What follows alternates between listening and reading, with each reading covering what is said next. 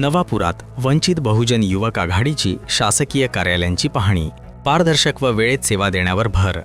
नागरिकांना शासकीय सेवा वेळेत, पारदर्शक व नियमांनुसार मिळावी या उद्देशाने वंचित बहुजन युवक आघाडी नवापूर तालुका यांच्या वतीने आज नवापूर शहरातील विविध शासकीय कार्यालयांची पाहणी करण्यात आली.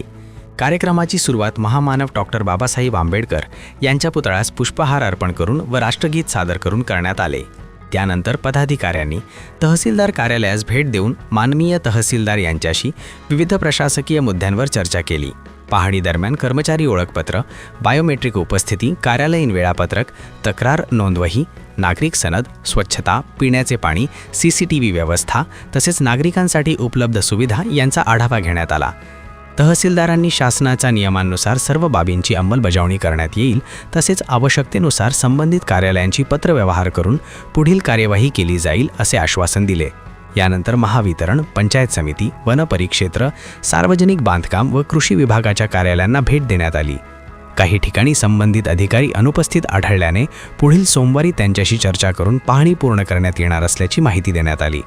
या उपक्रमाचा मुख्य उद्देश शासकीय कार्यालयांतील कामकाज अधिक पारदर्शक व उत्तरदायी करणे आणि नागरिकांना दर्जेदार सेवा मिळवून देणे हा आहे.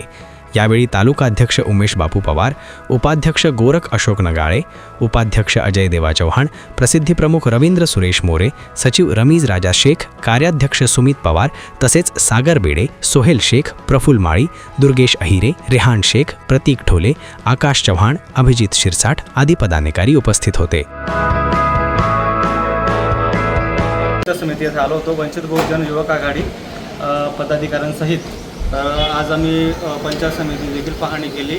नवीन असल्या कारण या ठिकाणी सगळ्या सुखसुविधा उपलब्ध आहेत. माननीय साहेबांना आम्ही भेटलो, कार्यालय प्रमुखांना त्यांनी आम्हाला सहकार्य केलं आणि पुढील काळात देखील चांगल्यात चांगले दर्जा सुविधा दिल्या जातील, सहकार्य केले जाईल अशी आम्हाला भावना या ठिकाणी निर्माण झाली. त्याबद्दल मी पंचायत कार्यालयाचे आभार व्यक्त करतो.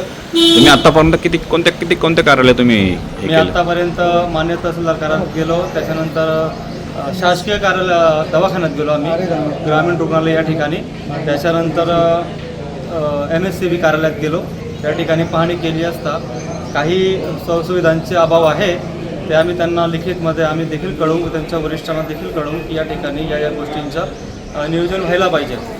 अजून काही कार्यालय बाकी आहेत ते आता आम्ही पुढे पूर्ण करतो आहे, त्याच्यानंतर फायनल जे असेल ते कळवू.